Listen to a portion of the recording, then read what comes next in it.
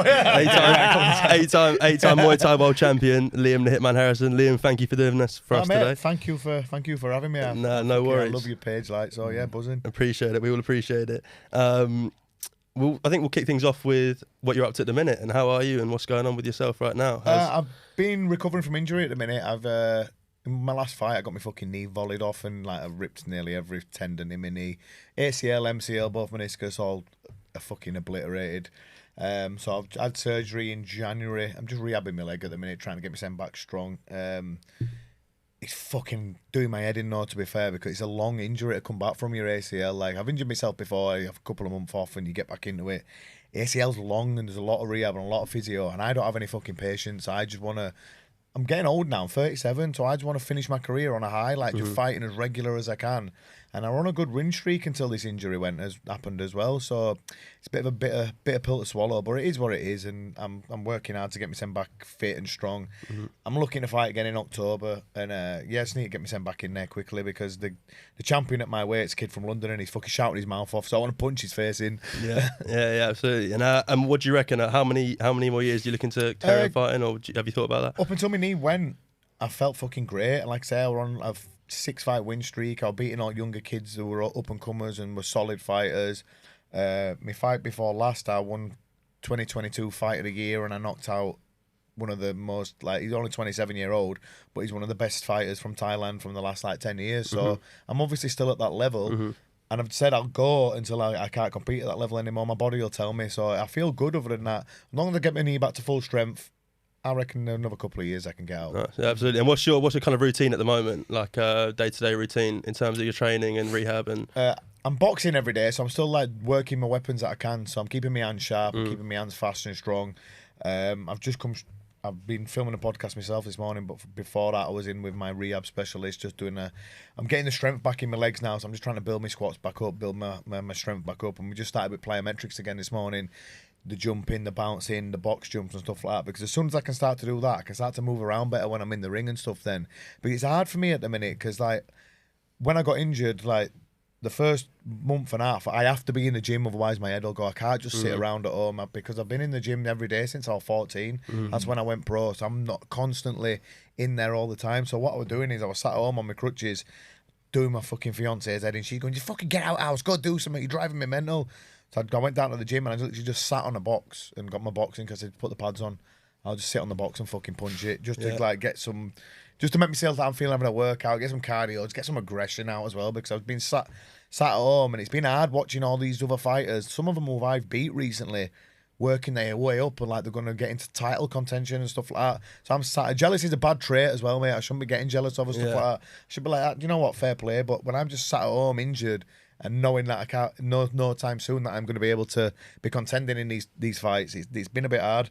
But the end's getting in sight now. I'm 4 months post surgery. They say it takes 9 months, but I reckon 2 more months I'll be ready to start fight camp, and I'll be back to full strength. No, perfect. And what was that like then, turning pro at 14? I mean, I saw something about you were fighting adults when you were 13, 14. Is that because you'd knocked out a few kids of your own age? So I'm a fucking midget now, but I was quite big for my age when I was 14. I just didn't grow once I got to 15 and just stopped growing. So back then, I was quite big for my age, and I had one fight with the pads on and that juniors do, and I fucking hated it. I just felt restricted, and I just didn't like it. And I've been training with my cousin, me and him started training at the same time, and they're making me fight in pads, and he's getting to fight pro because he was 19. I said to the boss, I said, I'm not doing that anymore. Let me fight pro. I said, just because I think you had to be 16 back then, and you got to be 18 now. So I just said, tell him I'm 16. I said, just tell him we'll get away with it. It'll be all right. So he said, so we did that, and they said, we've got this kid, 16-year-old, same age as you, 16. Do you want to fight? Yeah, let's do it. And fought in pro. Went to the weigh-in. We both weighed in. I'm leaving the gym. He hopped in his Golf GTI and drove away. I thought, he's not fucking 16. How old's this guy? Anyway, turned up to the fight next day. I knocked him out in first round. Turned out he was 19. So after that, then you knock out a 19-year-old, and then word gets out. Obviously, I've told everyone I'm 16 anyway. then there's no coming back after that. I can't start fighting kids again. Yeah. When I can knock out a bloke. So I just started fighting adults from then on, and that were it. From 14 onwards, I just fought that were a week before my 15th birthday, so I was 14. Then when I hit 15, that were it, just fighting adults all the time. Thing is, when you're that age, I feel like the numbers between different ages, it makes such a difference in like the actual performance and stuff. But what advice would you give? So I've got a younger brother who's about 16 now. He's getting into his boxing. He likes to kick the bag a bit, stuff like that. What advice would you give to those younger guys? Because to be knocking out adults at that age is serious. What advice are you going to give to those younger guys to go and be able to do that same thing? You know what? Like you say, you've got like my coach. Like he wouldn't dream of doing it these days. He said it. He said I was just like a freak of nature, that he just let me off the loose and just let me go. So a bit of freak of nature is the advice. Yeah. So he obviously, like now, like there's loads of regulations in place and shit. This was like, fucking hell, 24 years, 23. I'm 27 now, so 23 years ago, whatever it was. So like there's loads of regulations in place now. So like people might want a bit of doing it like that now, but it's not going to happen. Like there's all the sanctioning bodies who are like on top of people, making sure it's safe. Head guards and pads and stuff like that. But if you want to just get to that level fast, you just got to be like a gym rat, just live in the gym. I always say you got to be obsessed. You can't be good at something unless you're obsessed by it. And that's all I could think about when I was younger. Like I would, in my dinner hour at school, I wasn't having no dinner. I was running to the gym because my gym was only like 10-minute run away. I would run to the gym, train with the fighters, and then run back to school. And just sit there all sweaty and stinking in class and stuff. You know what I mean? I didn't have no dinner or anything because that's all I wanted to do. I was just that obsessed by it. But I suppose I had to do it really because I was fighting men and that. I had to get these extra sessions in and stuff like that. But just get in the gym, find a good gym, find somewhere where you feel comfortable, and get comfortable with being not comfortable. So work out of your comfort zone, be obsessed, and just. What about ladies? No time for ladies in that mix. No, mate, you can't do it. You can't do it. Smart man. Yeah. So when I lived in Thailand, they used to say to me, Liam, you no bum bum. They take your power there. It's true. Because in Thailand, they got some interesting stuff going on out there, haven't they? what type of interesting? I don't know, I've heard about some ping pong shows and stuff like that. Oh, mate, don't ever go to a fucking ping pong show. I remember the first time I went to Thailand, I was like 16, 17. And I'm like, I want to see a ping pong show, I want to see him. And I went in, mate, it was the fucking most disgusting thing I've ever seen. I walked out like that, Mum, I'm coming home. I can't fucking stay here anymore. So if I'm not watching the ping pong shows, what should I go and watch, according to you? Go to Lumpini Stadium and watch some of the One Championship Muay Thai fights, mate. Yeah. But no, listen, like those ping pong shows, they're not like young, like pretty beautiful girls, like firing stuff around. They're like old, haggard ladies, and you don't want to see. You don't want to get that ping pong's flying. I was terrified. Oh, mate, I went in there and I remember I must have been 16, 17, and I watched all these sex tourists who were going out. No one ever was wearing sandals with socks and shit like that. And you go in and one of them fired one out, and I watched him grab the ball and put it in his mouth, and I was like, "Nah, we're going. This is disgusting." Yeah, there's some weird shit goes on right in there. Like it's a bit of a wild place, mate. And what was your? I mean, you talk about you walked into the gym at 14. Is there a reason why you went in at 14, or was there? So I was 13 when I first started training, but my cousin had just started a couple of months before me. He's Andy House, and he's gone on to be a 5-time world champion himself. He's retired now. He's a bit older than me. I think there's like a 6 or 7 year age gap. But yeah, he had a great career himself, but he just started. And I was playing football a lot at the time, and I was doing all right as well. I had like, I played football up until I was 18 alongside fighting. And then when my career was really taking off, I had to make a choice. But at that time, I just liked fitness, and I'm a bit of a little bastard as well when I was in school and stuff like that, to be fair. And I live from a rough area, Leeds. So I thought, you know what, I'll go down, learn how to fight a bit better, and then I fell in love. What age did you reckon you were going to really take this on full time and go for it? So when I was 17, it was. 17. It was the first time I'd fought a fight from Thailand, and I was, like I say, I was still playing football, and I still had scouts watching me. I had a scout from Barnsley and one from Sheffield Wednesday watching me at one point. And I just loved fighting so much that my football, like my game was just starting to like decline that little bit. Well, every fight I was getting better, and every game I was getting a bit worse. What position were you? I was centre forward. I've always had really fast twitch muscles. So, so you're a quick runner. Yeah. Was it helping your football though? It was helping me be more aggressive, and defenders were scared of me and stuff. And the word had got out that I were knocking out men and stuff like that. So yeah. But yeah, when I got to 17, the first time I fought a Thai fighter, I knocked him out, and then 4 weeks later, they said, "Oh, do you want to go to Japan and fight the Japanese #1?" And I was only 17, so I flew to Japan. I got quite a decent wage out of it, And then at the time, I was like, oh, fuck this, everything else is done. I was even at college, I think I went to college for like a couple of months doing like some sport thing. And I said, Mum, I'm not going anymore. I'm not going. And then I just went full-time fighting. And how was that trip to Japan? Isn't it? Unbelievable. Tokyo, I don't know if anyone's ever been to Tokyo, but it's a crazy place. And like, biggest city in the world, isn't it? It's wild, mate. And then when you like go on the bullet train and then the underground, where it's just like you're being locked in a fucking cage with ants, and it's just everyone's going crazy. And I was just trying to take it all in. It was fucking absolutely insane. And what happens when you go to Tokyo? The crowd there. So like in England or Europe or anywhere, you knock someone out, the crowd go wild. Or the fight's really exciting, the crowd go wild. They sit in silence. Like if you do something really crazy, that there might be a bit. No way. That's it. Why they sit in. I don't know. I think it's a respect thing. I think I've never actually found out, but they just sit in complete silence. So there's thousands of people in this arena, and I'm watching the fights before mine, and I'm like, wow, this is so weird. And then I thought, right, I want everyone to get up on the feet and clap me after my fight, and my fight was completely insane. Because I'd fought that Thai fighter 4 weeks earlier, my shins were battered. So I was kicking him and I was hating myself, and I just thought, you know what, fuck this, I'm just going to try and knock him out. And I knocked him down at the start of round 3. And I went crazy trying to finish him with punches. And he started going crazy back, and he wobbled me a few times. So the crowd got right into it and I ended up knocking him out at the end of that round. And they were all clapping, and I was proper buzzing with that. And I thought, you know what, this is the best feeling ever. And that was when I thought, you know, this is 100% like what I'm going to do with myself here. Do you find the crowd affects you a lot in a fight? You know what? They can buzz you on and stuff like that and cheer you on. I had a fight in China, in Shanghai, about 4 years ago now, and again that turned into an absolute mental war. And I was fighting a Thai fighter, and they had quite a big Thai base in the crowd. And when I came out, they're all booing me and jeering me and stuff like that. After the fight, I lost the fight on points, but it was an absolute war. And afterwards, they were all cheering for me and clapping me, and like I'd won their respect. So when you can do something like that, there were 15,000 people in that arena in Shanghai. So if you can do something like that to change everyone's opinion on it, it's a bit like a fucking Rocky moment in Rocky 4 when all Russians are against him, and at the end of him he's like, I could change, you could change, everybody can change. I mean, especially for you being like a white person fighting out there, that must have been so different because, you know, I don't know if you ever felt like imposter syndrome. Did you ever feel that in yourself? Yeah, I have a few times, mate. I still feel it a little bit now sometimes, and I have to pinch myself a little bit, and I'm like, fucking sort your head out. And I have to look back at the things that I've done in my career, like 91 wins, 51 by knockout. 8 world titles. Yeah, exactly. And then you have to, sometimes that self-doubt and that imposter syndrome creeps in a little bit.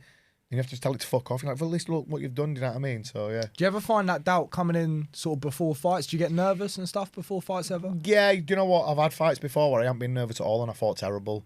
And I've had to like proper grind out an hard win against someone that I should have just destroyed, you know what I mean? So it's always better to have that little bit of a nerves. It makes you that little bit sharper, that little bit faster. You react that little bit better. Because if you're not nervous, then something seriously wrong. You're getting in the ring to fight another man that you've trained for. He's trained for you.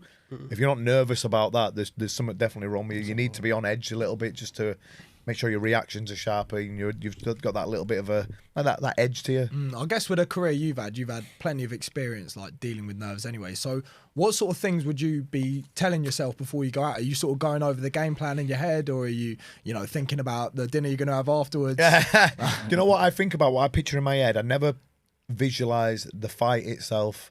I visualise the 10, 15 minutes afterwards when your hand's been raised, you're getting interviewed after the fight, everyone's running up to you, trying to get a picture, everyone's congratulating you in the dressing room, in the changing room, and then you get to see your family and friends and how happy they are. I always visualise that because I don't try and visualise what's going to happen in the fight. I've always visualised winning because you can't visualise what's going to happen because you just never know. And if you keep visualising that in your head, and I always think to myself, well, if I keep visualising I'm going to knock him out of the left hook, and I start getting left hook happy, it might not work like that way. So I've worked with a mind coach before called Vinny Shawman, really good guy, works with a lot of pros, a lot of top level UFC boxers and all them guys. I've worked with him before, and that's what he taught me to do, visualise that 15 minutes after, and I've always found that worked. What do you think about that? I mean, I know there's a lot of controversy around fighters getting interviewed just after fights. As a fighter yourself, like after you lost or you've won, what do you reckon about that? Do you reckon? Yeah, do you know what? If you've had a fighter who's had a bad loss, it's hard, that. Do you know what I mean? If someone just fucking comes in like shoves a microphone in your face, says, "How do you feel about that?" It's a bit like, well, how do you think I feel? Yeah. You know what I mean? It's a bit. I'm lucky really because in one championship who I fight for, that's the Orgo I'm signed for. They only interview the winner. Right. Okay. So like, but I've seen in boxing a lot of the time, it's just like they've just had a bad knockout. They're on Planet Zog. They don't know what's going on. It's fucked, isn't it? Yeah, you even saw it with Joshua as well. Exactly. Look what happened with him and Usyk, mate. When he had that meltdown. Yeah. I mean, he was concussed for sure. Yeah, 100%. Do you know what we should have stepped in there? His team and his coach. Yeah. As soon as he started that mad rant and getting in and out of ring and throwing belts around, he shouldn't have been let that fight. When he did that rant on microphone, someone should have come and took it off him. Going, come on. Exactly. Have you ever met him? Have you ever met Anthony Joshua? No, never met him. No. On the Anthony Joshua topic, question I've got to ask.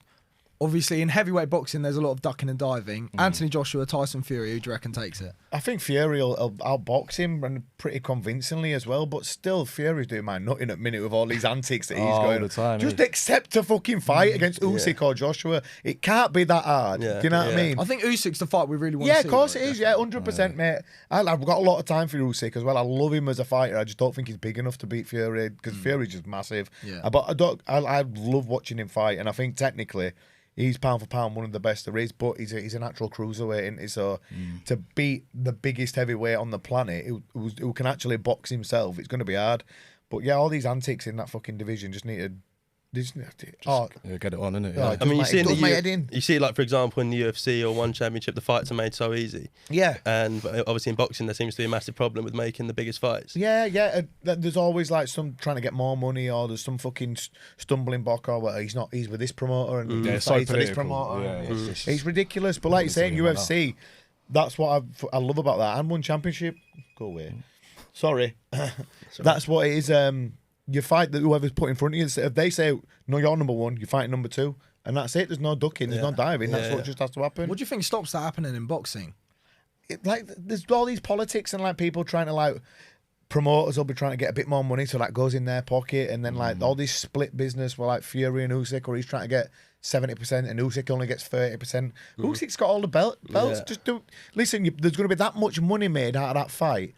Why is 50-50 not acceptable? They're both going to be making millions and millions. It's just greed. Do you think that's why so much attention's going on influencer boxing? Because people are actually getting to see fights that they want to see. Even if the standard isn't as good, at least people are getting to see two people they want to see fight. It's like, it's a different crowd that as well, isn't it? Like obviously you follow most of these influencers and YouTubers and that, they've got a totally different following. So people are they're not actually going to watch a great boxing card. They're just off to watch someone they follow or like, aren't they really? But they're fucking making loads of money for it. And to be fair, it must be a bit of a kick in teeth for some of these fighters who are upcoming through the ranks and stuff like that. And they're working hard and they're in the gym every day. Did you see them two fat geezers last week who fought on that? Did you see that? Yeah. And they must be thinking, these are on pay-per-view. What the fuck am I doing wrong here? Do you know what I mean? Yeah. That's a bit of a kick in teeth, some stuff like that. And to be fair, it must be a bit dangerous because they look like they could have an heart attack at any point. I don't even know the one, to be fair, but it looks a bit dangerous. It's crazy. Yeah. And obviously you're fighting with One Championship at the moment. But have you ever kind of had any chats? Have you ever spoken to like Dana White about going over to the UFC? I mean, I saw something about you didn't want to go over because, I mean, primarily you're Muay Thai and kickboxing. Yeah. But have you spoken to Dana White about going over to the UFC? I'm not. It's just something that's never interested me. I spoke to a lot of like wrestling coaches and jiu-jitsu coaches who train high level UFC guys, and they've said like, oh, it only take you a year. Teach good stand up, you'll wipe through the division. I'm saying it doesn't interest me. Yeah. Can I ask why not? Why doesn't it interest you? I'm a stand up fighter and I love what I do. I've done one wrestling class ever and I got fucking launched all over by some guy who were about that big, and I thought, I'm not doing that again. So I found with the jiu-jitsu, I didn't like having men rubbing their balls I like just standing and banging, and that's what I do. And the thing is, in One Championship, I still get to fight in the 4-ounce MMA gloves. We don't have to go to the ground, and we still have the chance to win massive bonuses.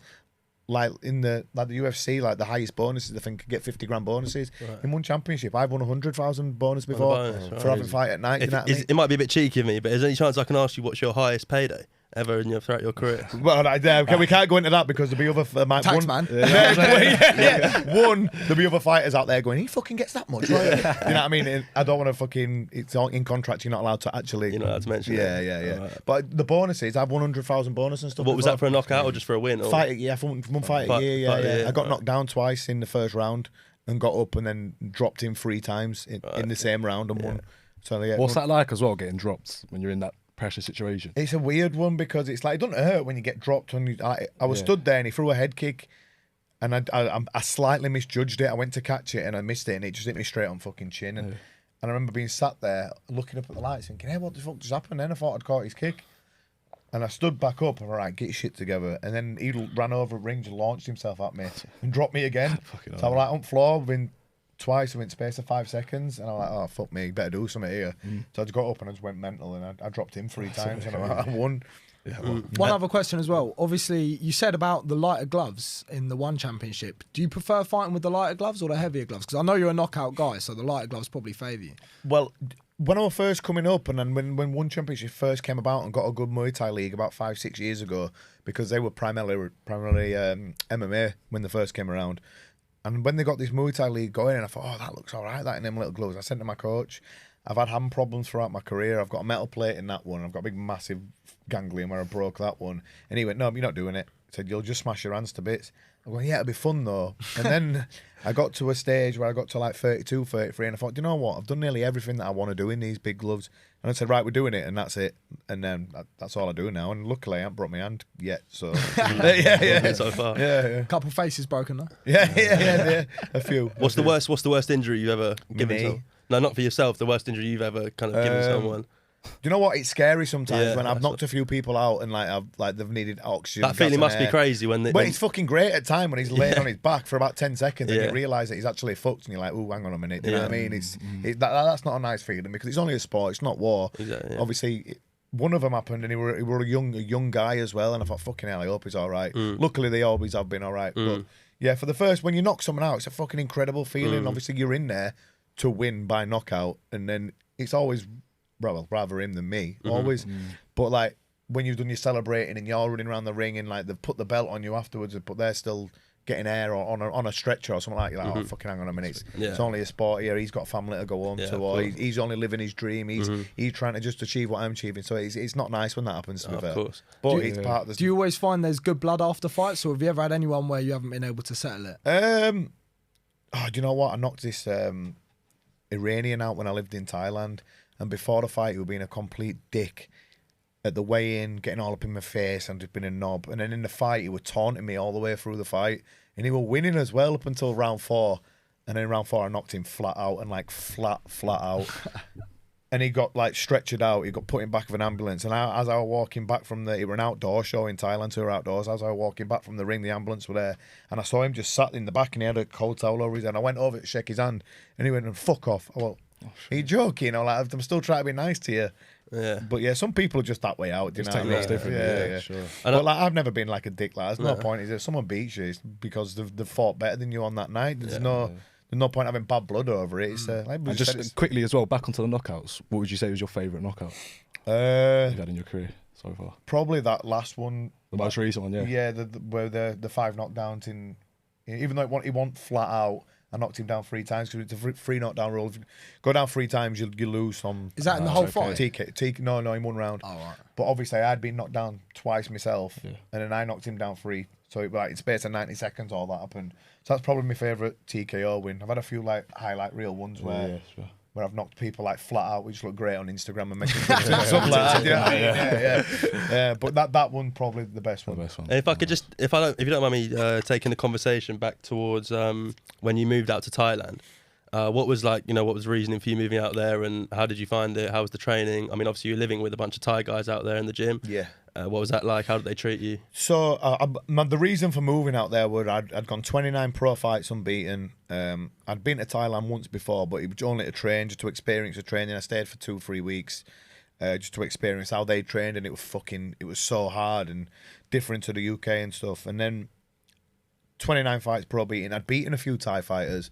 They were good fighters, but they weren't elite level fighters. Like the best fighters on the planet have always been the Thais. Obviously, it's their national sport and stuff like that. So they've always had that extra edge. They've been doing it from 6-7 years old, and a lot of them have been fighting to survive. Do you know what I mean? It's not like they're doing it for fun. They're doing it because they're making money, so they have to provide for their family. My 30th fight, I fought a Thai champion who came over to the UK, and he was an elite level stadium fighter. When like a stadium fighter is in Thailand, 2 main stadiums, Lumpini, Rajadamnern, that's where all the best fighters go to fight. It's like the mecca of Muay Thai. So he was the champion of one of these stadiums, and I just thought, he'll be the same as anyone else. I'll knock him out, and that'll be that. Round 2, I hit him straight on chin with a massive left hook, and he went down like a sack of shit, and then bounced straight back up like the Undertaker. And he didn't have a gum shield in, and I remember him smiled across the ring at me, and he had blood all over his teeth, and he went like that, and I thought, he's insane. I just thought he's fucking wild. Fight carried on, but then he got gradually stronger and stronger, and he absolutely battered me for the remainder of the fight. Round 3, 4, and 5, he just absolutely fucked me up. He cut me with elbows, threw me on the floor. He kneed me that hard that I was pissing blood for 2 days afterwards. He just want a nice fight to be involved in. I took my beating. I remember thinking halfway through round 4, well, you've made your bed here. You got to fucking lie in it. You're not quitting. You just fucking take your beating like a man. And then after that, I was thinking, well, what am I going to do here? Do I just keep fighting these Europeans or good level fighters, pad out my record, or do I just fucking try and learn how they fight how they fight, add that to the way I fight, make a bit of a hybrid style, and then see where we go from there? So I just thought, yeah, fuck it. Upped and went to Thailand and stayed there for 2 years. And when I've seen something about like you used to bet on yourself in the fight. So how much kind of were you betting your So like obviously I went out there and I didn't have much money at the time. I wasn't getting paid much when I was 18. Yeah. So yeah, I always had to like bump my wage up a little bit. I thought, right, if it were a big fight, I'd bet on myself. And a couple of times it worked a treat, and I thought, yeah, a bit of extra money here, could pay 2 months rent or whatever. Of course. And then one time I just bet everything on myself. I bet my entire fight purse, every little bit of money that I had. Yeah. All the fighters in the gym had bet on me because I was having a rematch with this kid who beat me before. And when they beat me before, it was just so close. And I was sure I won, but I thought shit. And I thought I can fight so much better than that. I thought I'll knock him out next time, 100%. Fight happens. I get told I'm having a rematch with him. Round 3, it were a big stadium in Bangkok on a Thursday night. All crowd were going, all gamblers were going wild. Round 3, I wobbled him with a punch. He fell back onto the ropes. I ran over to finish him, and as I went to punch, he threw a knee at the same time, and it hit me straight in right middle at sternum, and it proper like took all my energy away from me. It didn't drop me or anything like that. And I went back to the corner, and Ty's went, "What are you doing? Why don't you finish him?" I went, "I'm fucked." I said, he just need me, and I'm fucked now. Yeah. So I went back out round 4 and I lost round 4. And round 4 in stadiums in Thailand, they call it the money round. If you win round 4, well, you're pretty much going to win the fight. Lost the fight. I had no money left at all. All the Thais were fucking really disappointed because they'd lost a lot of money. A lot of money had probably changed hands in the stadium in Thailand as well. So there'd have been a lot of fucking disappointed gamblers and stuff like that. So I went back to the gym and he was like, my manager of the gym owner, he was like, well, what are you going to do? I said, well, I'm not off home. So it's either ring my mum now and say, book me a flight. Oh, I've got no money left. I said, what can we do? You're going to have to fight again. I went, when? He went, I've already booked you one in 2 days in Phuket. I went, better got to get on plane then, haven't we? So I got on a plane down to Phuket. And that was an awful experience because when you have like a 5-round tough, hard fight, you sometimes feel like you've been fucking run over by a car for a couple of days. Like my legs were hurting. My hands were hurting where I'd fucking hit top of his head with some of my punches and stuff like that. My arms were hurting where he'd kicked me. So to have to get in the ring when you're all stiff and banged up like that, again, knowing that fucking I better win this time just to get some money. And luckily, the guy wasn't as strong in that fight, and I ended up knocking him out in round 3. No, yeah, I like that about like just fighting in general. Like I've seen a lot of fighters you can bet on yourself. Like, I saw even Floyd Mayweather used to bet on himself a lot in a lot of his fights. Yeah. And a bit different with him though. He's met him fucking millions and millions. That guy. Yeah. But going off Floyd Mayweather, I mean, obviously we've seen that you were supposed to have a boxing match with him, and then obviously was that because of your knee that it didn't materialise? So that were insane. Like obviously, I was waiting for surgery. The surgery on my knee were on the 31st of January. And then like midway through January, the only training I'd been doing, because I hadn't been able to kick whilst I've been waiting for surgery. Because you have to do, when your ACL goes, you have to do like a prehab. So you have to get your leg as strong as possible. So that's all I was doing. I waited for a couple of months after my injury, get my legs as strong as possible so it'll give me a better chance to recover after the surgery. And then midway through January, one of my business partners who I'm working with now for my own promotions, Hitman Fight League, he's always had like been a promoter down there for the O2 and helped get like fighters get like certain fights and stuff. He just rang me and went, "Oh, do you know that you're down to the last 3 opponents who Floyd Mayweather's team are going to pick to fight him?" I went, "Mate, I'm waiting for surgery. What you want about?" He went, "No, they're really interested in you." So I thought, I don't believe you. Took no notice of it whatsoever. Just carried on about my business. 2 days later, I'm fucking down London with him having a meeting about something we're doing. His phone goes and it was Floyd Mayweather's manager. He went, "Right, I want to leave him on FaceTime in the next half an hour." So next minute, I'm on FaceTime to his manager, and he's saying, right, this is what we're going to do, blah, blah, blah, you get paid this, that, and the other. Do you want to do it? And I went, yeah. And I just said, yeah. I thought, fuck it, I'll fight him with one leg. Of course. I thought, I've been boxing, my legs are strong. I don't have to kick, surely. Big payday as well. Yeah, decent money, mate. Yeah. Do you know what I mean? I thought, I don't have to kick, so surely I'm not going to like cause myself any too much damage here. But got back in the gym, because the only training I've been doing is boxing pads, and I feel ace on boxing pads when no one's hitting your back. Started sparring with all lads again, and because I couldn't position my feet where I needed to be to get out of the way of punches, and I'm putting so much weight on my leg, and when your MCL and your ACL just flopping around your leg, my knee were under so much pressure, it just ballooned up straight away, and I couldn't walk, I couldn't do anything. I thought, fucking hell, I'm not going to do this. Spoke to my surgeon, and I said, am I going to be able to get through this? It's only boxing, there's no kicking. And he said, listen, I'm not telling you what to do, but you might cause some lasting damage here that I can't fix. You might even need a knee replacement by 40. And he said, is this going to be worth it? And I'm like, well, no, not really. At the same time as that as well, I thought, I can't move properly. And I probably won't lay a glove on Floyd with 2 good legs, let alone with one with my ACL flopping around my leg. Let's not say that in case what about there's a that money rematch. shot? Yeah. Well, you know, no. What about left it? What about that left it? I don't know. Don't get me wrong, I'd have fucking gone down swinging. Yeah. I wouldn't have just stood there like some of them do with him. I'd have gone down fucking swinging, and I thought, I want to give a good account of myself. I couldn't think of what worse than going out there, not being able to move, and then just getting pinged all over, and everyone going, oh, these Thai boxers can't fight. Yeah. And I wouldn't want to stand in front of him afterwards and go, oh, cheers, mate. I'd want his respect. And I think with 2 good legs, when I can move properly, because I can punch hard as well, if I did tag him or something, I'd get his respect, you know what I mean? But I couldn't go in there when I couldn't move, because I was watching him. He fought a friend of mine, he fought Aaron, who's from Geordie Shore. I'm friends with Aaron. Aaron ain't a bad boxer, to be fair, but he was moving all over, and Aaron just couldn't land a glove on him because he couldn't pin him down. And I thought, well, good job I didn't try and do it fucking with, because I couldn't. It was to the point where my leg were ballooning that much that I couldn't fucking move. So it'd have been an incredible experience, and it'd been great to share the ring with him, but it'd have been embarrassing as well at the same time for people who didn't know me, didn't know who he was, and they'd be like, "Who's this mug who's fighting Floyd Mayweather?" And I didn't want to do that to myself. Yeah, of course. Did you ever speak to him, Floyd Mayweather? Yeah, I went down to the fight and stuff like that, and I with the open workout, and we introduced myself briefly and stuff like that. He was cool. Yeah, he was cool. Yeah, he was cool. I spoke to his manager down there again as well, and they said like, "Oh, listen. We know you're having your surgery. If we come back, we'll get you next in line." So, great. You never know. It might happen again down the line. Yeah, and obviously you've had a long career, but I mean, Floyd Mayweather's probably up there. But I mean, is there anyone else you've genuinely been like starstruck when you've met throughout your career, or kind of a hero of yours that you've met? Do you know what? I were always because I've had a lot of knockouts. I were always obsessed with power punches. So I always wanted to meet Golovkin. I always wanted to meet Gennady Golovkin when he were like in his prime. He was fucking. And I still think he beat Canelo in that first fight. I don't give a fuck what anyone tells me. He won that first fight.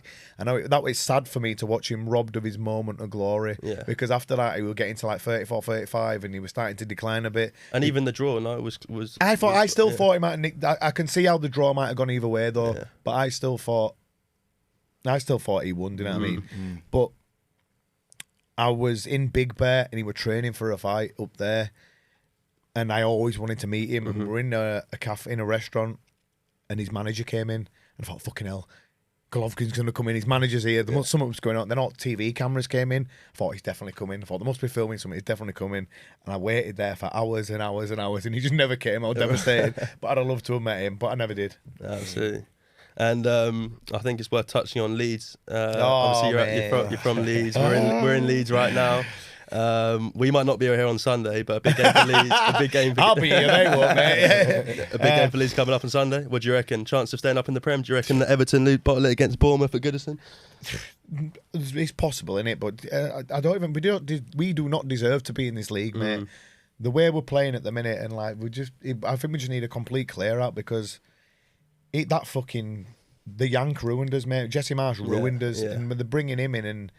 Yeah, what's your opinion on Bielsa, guys? I love Bielsa, mate. I feel like in the city, the thing is, right, I know we're having terrible results at the time and stuff like that, but the run of games that we had, and then you brought Marsh in, the run of games that we had left, Bielsa would have still kept us up. Yeah, he would have. And to be fair, the money that got spent, some of the shit that we're doing now, the money that got spent, if we'd have given Bielsa that and if he'd have still been there, I think he could have done really good things for the team. But look what we're doing now: 37 million euros on Rutter. He's terrible. He hasn't got a clue what's going on, mate. Yeah. And then obviously we had that nonsense with Augustine. 18, 21 million, 18 minutes. And then we got fucking, we still had to pay for it. It's a joke, mate. Yeah. There's only one team in that league who can do stupid shit like this, and it's us. But like the way Bielsa had us playing, even if when we were losing, like when we played Liverpool for the first game of the season in Premier League, his first game of the season back in Premiership, we lost 4-3, but it was fucking amazing football to watch. Yeah, we were open to like concede a lot of goals, but it didn't matter because I was still happy to watch us play and watch how exciting we were, and we were still scoring a lot as well. And I know, like in that second season, we had a lot of terrible losses and a bad run, but like the games we had left, I think 100% Bielsa would have kept us up. And then we got Marsh in, and he just ruined us. And like I said, it was just like Ted Lasso taking over. He seemed too nice, didn't he? Oh, it was ridiculous, mate. Yeah. And then I felt sorry for Grazia coming in recently because it were already a sinking ship, and they just went, "Here, can you do up with that?" And he was like, well, "Not really, not really." And then they fucking Big Sam as the last chance saloon. You know what I mean? But yeah, I think we're so far gone, and like none of players give a fuck at the minute as well. I honestly just don't know what's best for us, because what's going to change if we do manage to fluke it and stay up? What's going to change? Who can we bring in to change it? What money do we got to spend to get some? Because you know what as well, Bamford's first season in Premiership, I thought he was really, really good, and then he took some horrendous injuries and he just hasn't recovered from it. He looks off it. He's gone now. He's gone now, and I don't think he'll ever get back to that first season, which is a shame as well. But yeah, I don't know, mate. Do Leeds come back up if they go down? Do they come straight back up, do you reckon?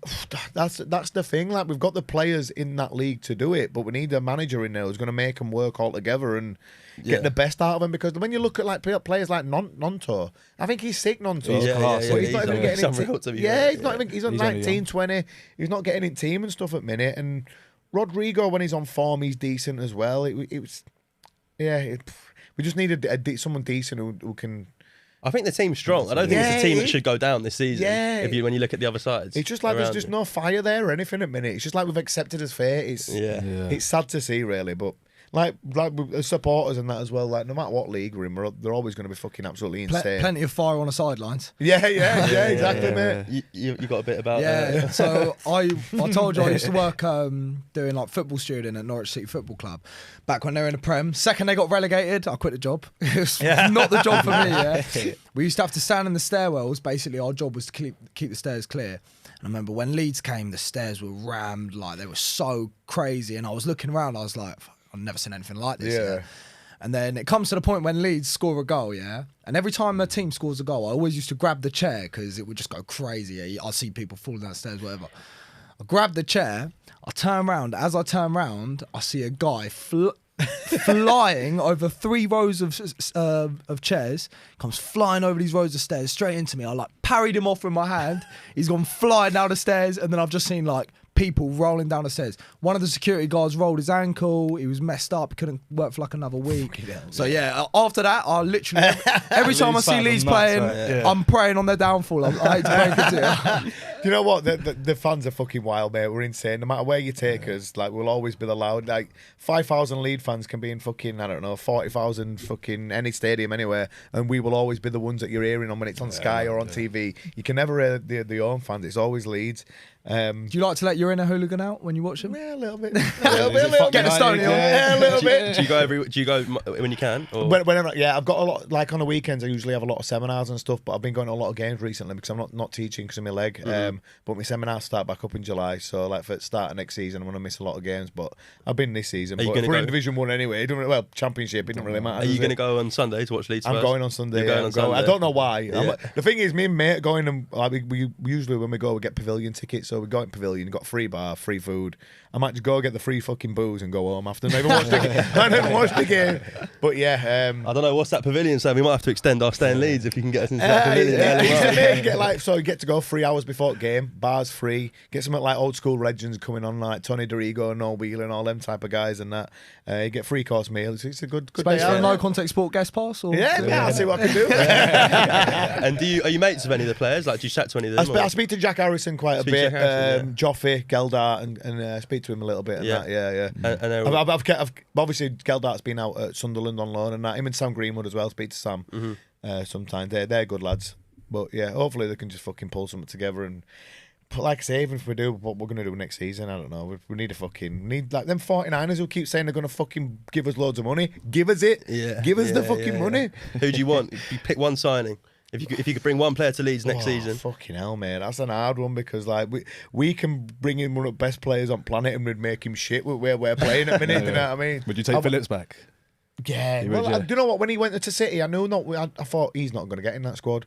How many games has he started this season? Do you know what I mean? I know they're playing him now, but it's only because they've only won league already. He's about to win the Premier Champions League. And that's the thing. Yeah, but at least would you want to do it sat on bench? At least he could be fucking playing for us. But I know you can't fucking blame the man. Money, top of the end of the table, fucking, it's all there for him, isn't it? So I'd love him back, to be fair. I thought he was great. And when we lost him and Rafinha in one season, we lost us. Oh, that's a big blow. It were hard. To be fair, the Leeds fans still show Calvin Phillips love, though. I mean, even when he came back, calling him a fat bastard last time. I remember that. Were you there in the crowd? Yeah, I remember that. Yeah, you fat bastard. But yeah, but no, the dude is. That's a good thing about Leeds fans. Like when a lot of our players come out, except when Harry Kewell fucked off to Turkey, they know we're happy about that. Yeah, a lot of us fans still show them love when players come back to Welland Road. And what's your, I mean, coming to the end, what's your plans now in yourself? I know you mentioned you're fighting in October, and then look to get another fight in this year towards the end of the year, or is it? Yeah, so like it's not like boxing. We don't have to do like 12-week fight camps. If I fight in October, as long as I don't like have any bad injuries, I could fight again in December start December quite easily. Once you get to that level of peak fitness, it's not like I'll be having loads of time off. I usually have 4 or 5 days off and then I'm back in the gym, and it doesn't take you that long to repeat again. Another 5-6 weeks and you can fight again. So yeah, if I can get one in around October time and then maybe around December. There's talk about one championship coming to England early next year as well. So I'd like to. The champion at my weight is from London, so it'd be good if we could. We'd love some tickets as well. Yeah, man. He wants to go Ellen Road. He wants to fucking everything. No, but we'll get on it. We'll get something for that, definitely. 100%. He wants you to take him with you as well. Yeah, man, that's what I mean. Entourage, mate. I'll be there for the ring walk. On that note, for ring walks, how'd you pick your ring walk music, or do you? I used to have loads of different ones when I was younger and stuff all the time. Then I've got like there's a Canadian rap guy who started making ring walk entrances for fighters, and he was pretty sick when he did for me, so I just use that now. When I was younger and that, like especially when I was in my teens and that, I had to have the perfect one. I'd sit there listening to fucking loads of like gangster rap and hip hop and that, thinking what's getting me fucking G'd up the most. And then the older I've just got, play out. Fucking get me in there. Yeah. Exactly. If you could pick one artist to walk out with you performing, though, so I used to come out to Tupac or Can't See Me like all the time when I was younger. It's like track 1 on the All Eyes on Me album.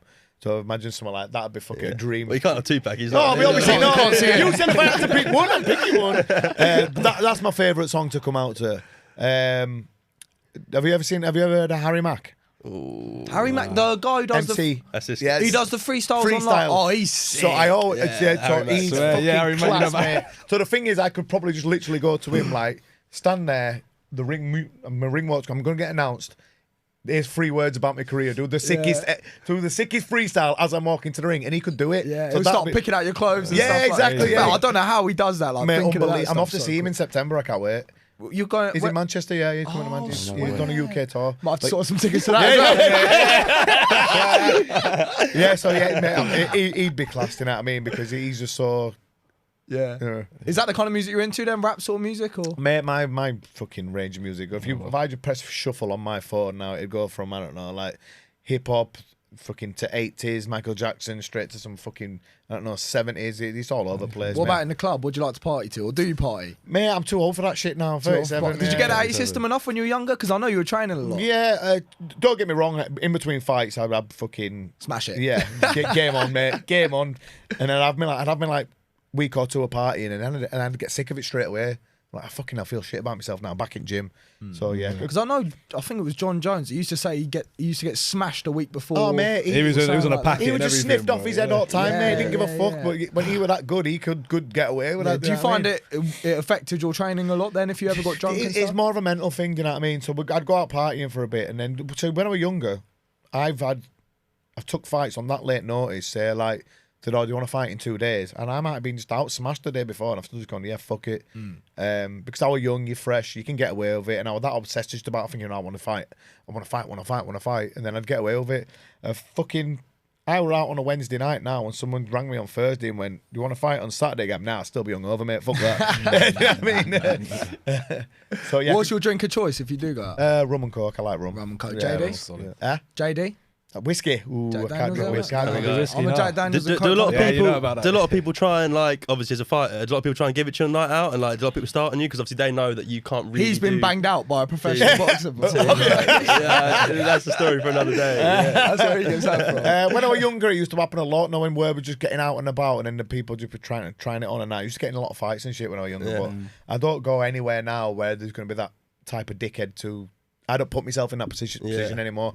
If I break my hands now, that's me fucked for fucking... You're in the box seat at Ellen Road, backstage at the concert. Yeah, exactly. You know what I mean? So, what do you think about like fighting in the street in general? Because like obviously, you know, you said you grew up in a rough area and stuff, and I know that a lot of people will turn to fighting and stuff to help them defend themselves, but then maybe sort of use it for the wrong reason. What do you think about that? Yeah, do you know what? It's quite easily done when you're younger and stuff like that as well. I was knocking around with some right divs when I was younger, and a lot of them ended up going to jail, and I was getting in fights all the time and stuff like that. And I remember once I got into a fight, and my dad found out, and he just dragged me down to the gym, and he said to my coach, said, "Listen, I'm fucking trying to everything here to sort him out. Just tell him he can't come at the gym anymore." And my coach just went, "Right, get caught fighting again or doing this again, you're not coming in this gym." And I'm like, "Fucking hell," because that's the only thing I was bothered about back then. So that worked a treat for me. That fucking kept me in line, just threatening me with not being able to go training and fight professionally. But yeah, like I say, it's easily done when you're younger, and you're easily influenced as well, especially by people a little bit older than you and stuff like that.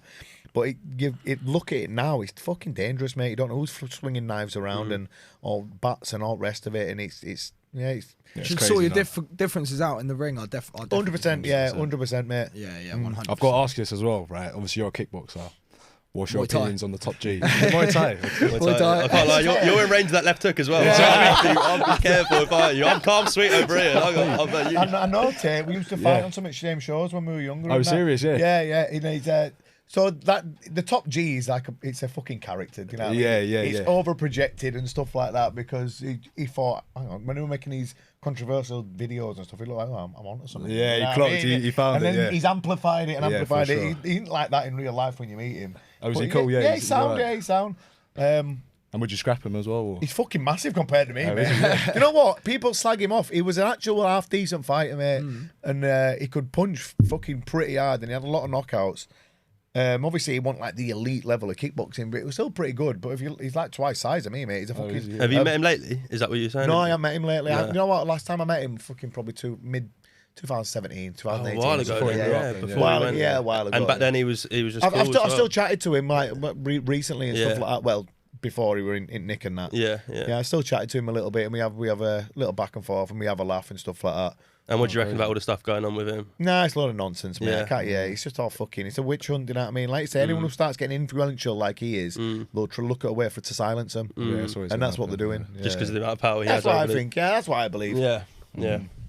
I think it would still massively discredit him though, obviously, if something were to like actually come out from the course case and fucking stuff. Right, mate, do you know what I mean? But it's one of them things where if he gets cleared of it, then it's like, well, why was he kept in prison for so long? Well, that's the thing, like, mate, what the thing with that, I don't trust anything any government fucking doing that. After the bullshit that went on with fucking COVID and all that bollocks over here, any government thing that people were talking out in the COVID thing, like top level scientists, who's getting silenced off every platform and YouTube and all the rest of it.